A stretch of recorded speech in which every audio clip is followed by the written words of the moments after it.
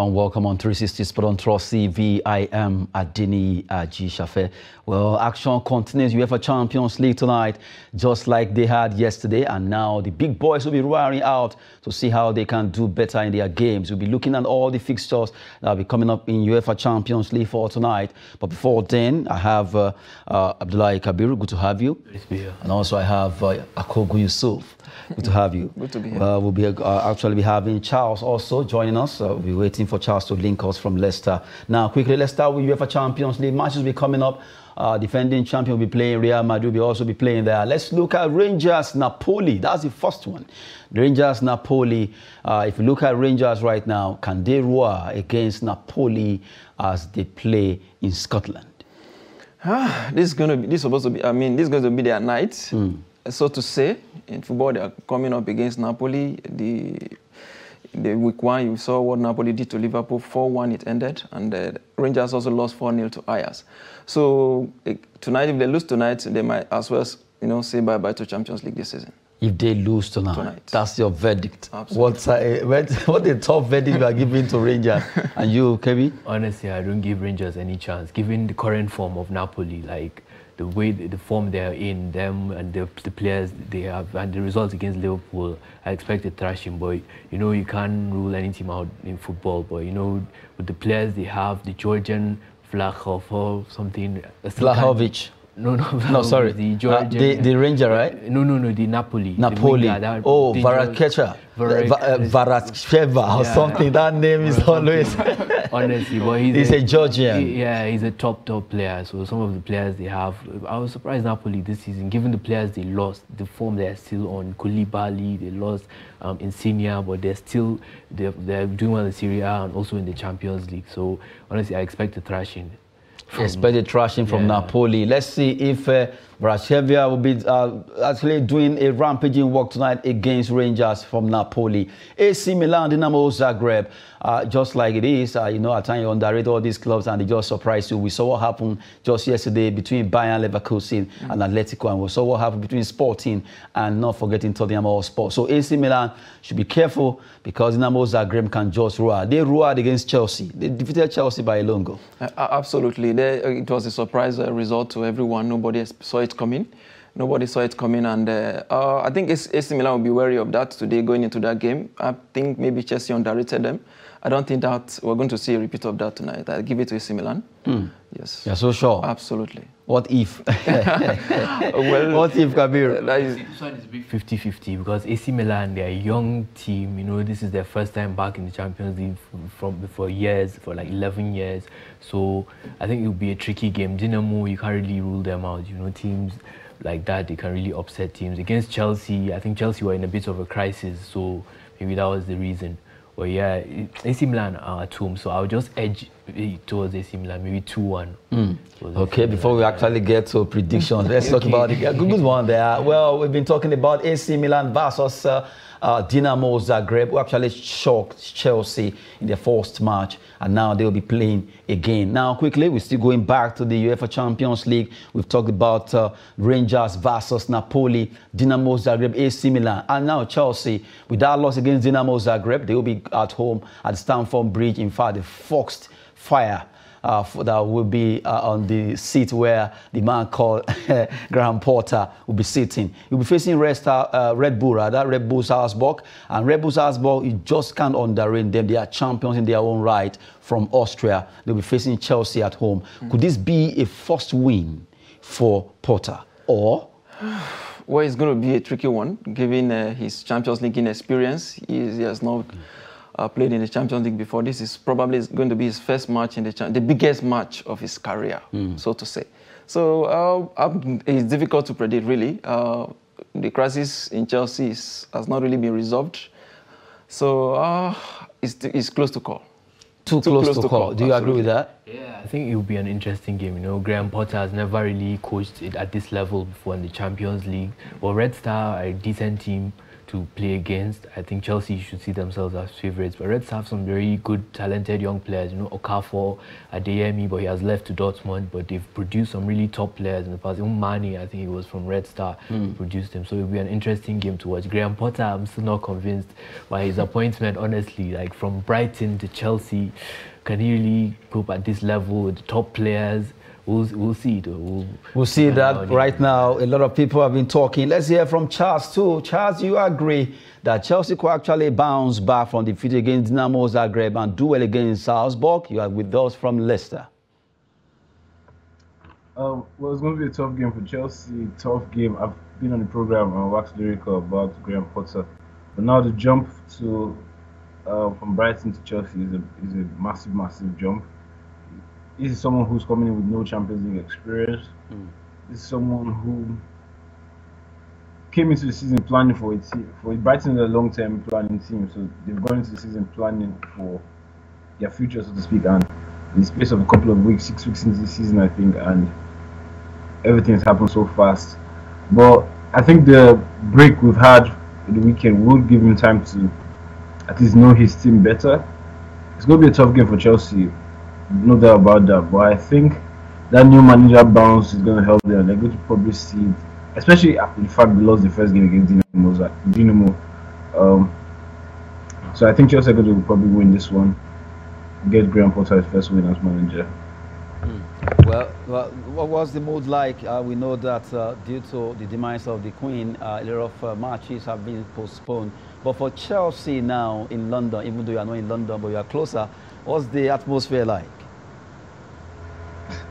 Well, I think Chelsea again, like I said, is everyone's going to get there. When it's time for the game, it's going to be time for business. Whatever feelings, emotional feelings, or situation around the game is going to be kept. It's going to be made secondary, and it's just going to be about the game when it's time for that, really. And I think the players will also come out to want to show to their new manager, especially those who have felt they weren't doing so well or weren't getting 30 minutes under Thomas Tuchel. I feel it's the time for them to stamp their authority, so to speak, and yeah, this is a game we should be looking forward to seeing. Good one. Now we've been talking with Charles, Kabiru and Yusuf about UEFA Champions League tonight. While we are still with you, Charles, let's look at another one. Although we've taken some before you came on, but I'm sure Rangers versus Napoli will be another one you want to talk about. Rangers, Napoli, what are we expecting from you, from your own view? Predict here. Talking about Charles there, if you're there. To me on the spot. I need to put you on the spot better. Well, again, I think this is a game Napoli would win, though. I've seen how they performed in their first game against Liverpool. It was really good performance. Although, having said that, Rangers last season, they showed a lot of spirit on their way to the Europa League final. That home advantage of Ibrox is something you can never write home. You can never write off on nights like this. I can imagine Ibrox will be buzzing tonight. So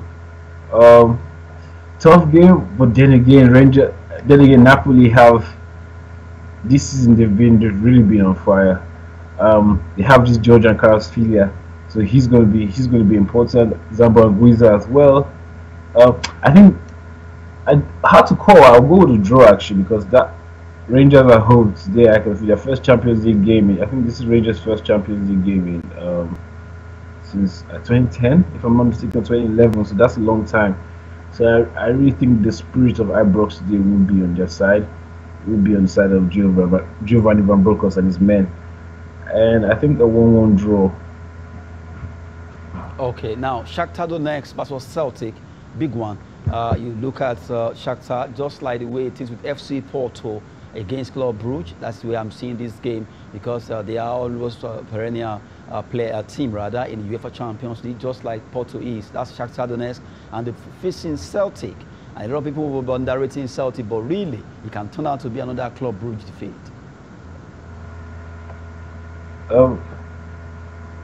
Well, I mean, I've faced Shakhtar. We faced Shakhtar Real Madrid. That is, in the past, I don't know, five of the past 7 seasons in the Champions League now in the group stage. So I'm kind of used to Shakhtar. But I did see their game against Leipzig, the first game of the first game of the group where they won. I think it was a 3-1 or so. Yeah, 3-1.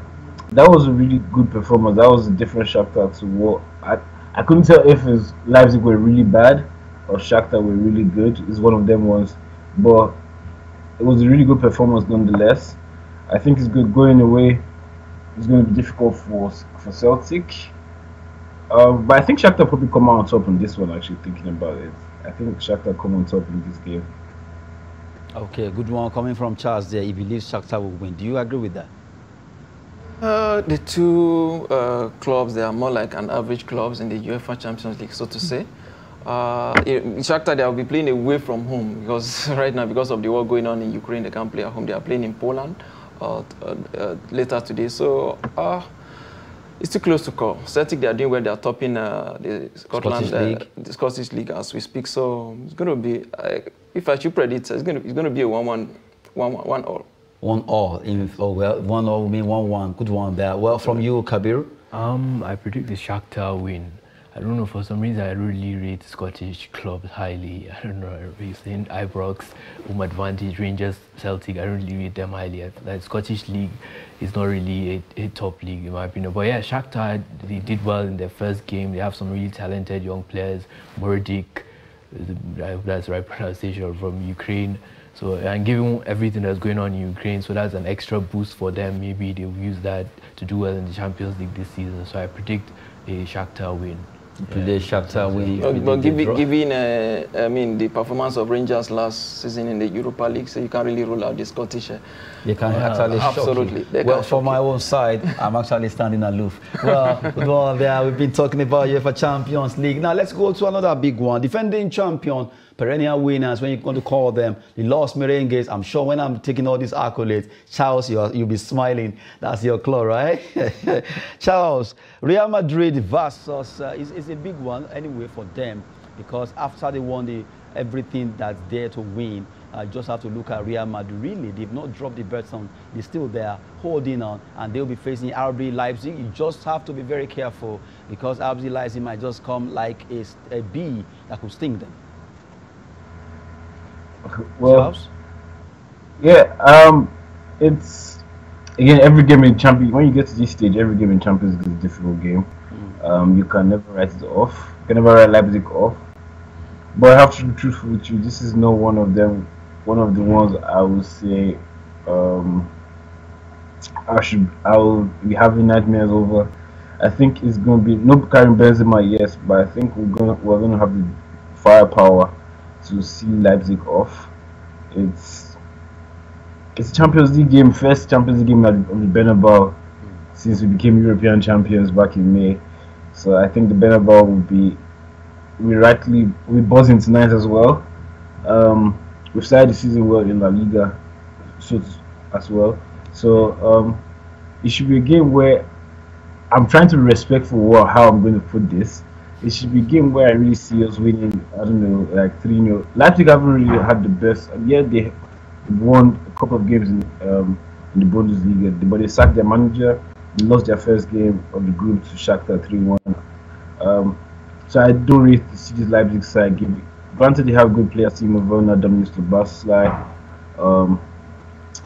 But yeah, this should be a straightforward game for Real Madrid, to be fair. But I'm sure, even no matter how you want to talk about this, you want to give it to Real Madrid. I'm very sure, Charles. No, it is. It is a straightforward. I do see it as a straightforward win for us tonight. So, onto the big game is against Atletico on Sunday. So I think we just want to put this away so we can think about Atletico on Sunday. Good one there. Well, let me hear Kabiru's opinion, because it seems he wants to say something. Real Madrid, they've had a very good start to the season. Obviously, 100% record so far. But Benzema is missing, like you mentioned. Well, I think, just trying to be cheeky, maybe I predict an upset against Leipzig. Yeah, I think Nkunku, Werner, the new manager, Marco Rose, coming in. So they have a lot to prove, him to Yaz. So I predict an upset. Obviously, they can't keep winning like every game so far. So maybe a draw, or maybe they might win. Maybe Leipzig 2-1. from a rap from Kabiru there, maybe the absence of Benzema, and also the fact that right now Leipzig are rejuvenated, having a new manager, Marco Rose, and also the star player Nkuku, not forgetting the fact that they are raring to go against Real Madrid. Maybe that could actually spur them into action. But from Yusuf Akogo, it could be a different opinion. Let's have it. Well, like Charles said, I think the 100% record will continue tonight. I don't see any upset coming from the Leipzig. So, they're in crisis. It's a club in crisis already. They've just they sacked their manager and then replaced it with a new one. So going against the European champion is going to be a difficult one for them, especially playing at Santiago Bernabeu. So it's not going to be an easy night for them. Oh, I see a 4-0 victory for the 4-0. What a way to go. Well, Charles, you should be celebrating. Somebody's predicting 4-0 for Real Madrid here. Well, I can hear that, but I don't think, again, because there's no current Benzema, I don't see. I mean, it's Real Madrid, though, we could, but I think I'll keep it down to just 3-0. 3-0. Well, maybe KB should make his own 2-0 for that. 2-1. Okay, at least let's reduce it down to the scaling from 4-3 then to 2-1. Good one there. But for me, let the best team win. While we're still looking at UEFA Champions League fixtures quickly, let's look at other ones that will be coming up as we've been talking about Real Madrid, Leipzig, and all of them. Celtic, Shakhtar, Chelsea, Red Bull, Salzburg, Dynamo Zagreb, AC Milan, Napoli, Rangers. Now let's go to Denmark. Copenhagen against Sevilla. This is a match that you want to look at. Oh, Sevilla, they've been shaky just like Liverpool or Copenhagen. They are champions of Denmark anytime. But right now, do you think Copenhagen will defeat Sevilla? This is for you, Yusuf. I really don't think so. Sevilla, they lost their first game 4-0. Copenhagen also lost their first game 3-0. It's like two losers coming together. So I think they give it. Sevilla should win this one, given their experience in the Champions League and the UEFA Europa League as well. So I think I give this one to Sevilla. They should be able to come to the party. But maybe tonight. I should come in here. You know, Sevilla, they are the king of Europa League, but this is not their league. Yeah, this may not be their league, but then when you look at the quality of the opposition, you really don't think they pose any threat to Sevilla. Okay, let's see what Copenhagen will be doing against Sevilla. But let's go to the big one. Manchester City against Borussia Dortmund. The four of us will be talking on this. We'll start from you, Charles. Man City Dortmund, this is a big one because their boy is coming back home. He will be playing, although he will be playing home, but they are coming to meet him. To Dortmund against Erling Haaland. Maybe I should just read it that way. It's exciting times for Erling Haaland, though.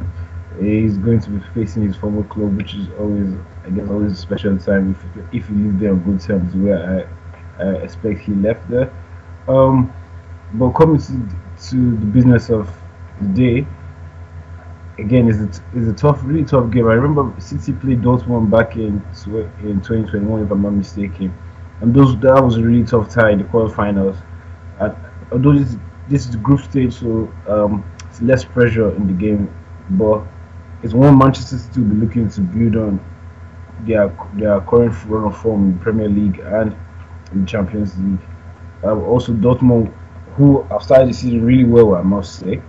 We're also looking at this game as well. Okay, yeah, win at the Etihad, and you're looking at, okay, this is a wonderful start. It's been a really good start to the season. But if they can win at the Etihad, you're thinking, okay, this is a wonderful start to the season, especially considering the players they've lost, and for Erling Haaland, and they lost Sebastian Haller to his illness. So I think it's going to be a really tough game for Dortmund, though. Take nothing away from City. City are a really wonderful team, and I would not be surprised if City take Dortmund to the cleaners tonight. If they Having said that, cleaners, with how many goals margin are you seeing? I mean, you know, this is Manchester City, so you would not be surprised if City beat Dortmund for like 2-3 past Dortmund tonight. That would not be surprising, especially if Erling Haaland ends up scoring like 2 of that. That would be a typical score. Man City 3, Erling Haaland 2 of the goals. It's pretty elementary stuff. Good one. They are coming from Charles Ajuya, joining us from Leicester. Before we let you go, we'll take you on more. But before then, let's Akogo talk about Man City Dortmund. I see you smiling. That's a big one. It's a big one tonight. If there's any team I think should win the Champions League this season, I think that team should be Manchester City. I think this is their season. I think the missing link has finally been found. Haaland has been fantastic so far this season. I see that continue tonight against his former club. I know there is going to be a plan for him from his former club and on the way to curtail him and all of that. But I think it's going to be difficult for them. He's somebody like tall, huge striker. It's difficult for every defender to curtail. So I see Man City taking this one. Then by how many goals? Hat-trick for Haaland. Seriously? Okay, I know he's a hat-trick man, but Kabiru clearly differs. City at the Etihad, it's hard to see anything other than a win. And against Dortmund, I don't know, Dortmund aren't really the Dortmund of old. They've lost so many players, like Sebastian Haller is not available, obviously with his illness. So I see a convincing win for City. But I'm looking forward to watching Dortmund. Jude Bellingham, you know, there's so much hype surrounding him, calling him £150 million player. So we'll see what he can offer tonight. I think he scored against City before in the past, a really nice goal a few years ago. So it's nice to see. I'll have my eyes on Bellingham to see what the hype is about. They have some really talented young players, like Reina as well, Gio Reina, but I don't see them getting anything at the Etihad. Erling Haaland there, like he said, he's on fire, so he'll probably score 2-3. The guy is like a machine, man. He's a robot. Okay, we'll wait to see if truly he is a robot against his former club, Borussia Dortmund, tonight, as that match at Etihad Stadium will be happening live, and it's going to be a big one. Now we take it again, Juventus Benfica, another big match there, and Maccabi Haifa PSG. Well, Charles, let's take you on Juventus versus Benfica. You look at this game, you might want to tilt towards the Italian side, but really, football can be so unpredictable. You just have to be very careful because Benfica might just come. Looking at what happened to FC Porto, they could be like, no, this won't happen to us. We can turn this around. Do you agree with that? Yeah, this is a weird game where it's not for neutral as well, where you can go either way. But I think I'll go with your bias. I think I'll go with Juventus. I think they'll probably have too much. I think they'll probably have too much for Benfica on the 9th. I think Dusan Vlahovic would get the business done. I've been really impressed by the season he's having, by the way, Dusan Vlahovic. I think he's a signing that I've watched Juve and they haven't played as well as you expect them to play coming into the season. He's been the real shining light in that team. I think whatever Juventus have done accomplished so far this season, that's mainly down to Dusan Vlahovic. So I think he's going to have one of them nights in Champions League where he just announces himself again, reminds everyone that, okay, I'm still here. Good one there from Charles. And the last one, Maccabi Haifa versus the team that a lot of people will be like, okay, they should be able to win this, but you just have to give it up to Maccabi can come over and surprise PSG. PSG will be playing away in Israel, and I see anything can happen. Anything can happen, but I think it's a straight win for PSG here. Seriously? Yeah, Maccabi Haifa, they've been there for a very long time. They've been in the Champions League. Remember, Vicente Nyama, the Nigerian former goalkeeper and captain, was one of their players. They've also had a couple of Nigerian players on their payroll. Yakubu, absolutely. So they're a very good team, especially dominating Israeli league, but I don't think they have anything to offer when it comes to Champions League. So tonight, I think, is a PSG night. A PSG night. I'm sure Kabiru will say the same thing. Yeah, 100%. Honestly, PSG with that attack, the front three and the midfield, they were very impressive against Juventus. They probably should have won by a wider margin, but against Maccabi, it could be ugly. Like, they could really take them to the cleaners, honestly. What do you mean by ugly? 5-0? Yeah, 6-7. Seriously?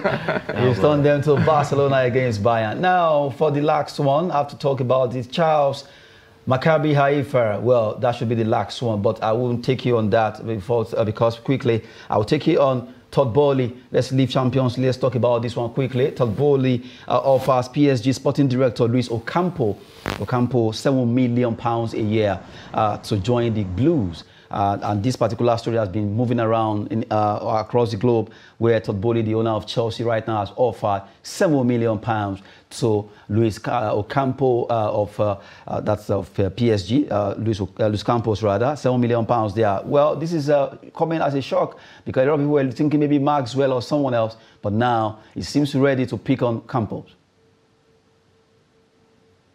Charles, are you there? Straight up, I just feel PSG have invested so much in this summer. They got Luis Campos this summer. Got a new manager, Christophe Galtier, who was chosen by Luis Campos this summer. I think they are trying to build for at least the next 2 years to see if they can win the Champions League.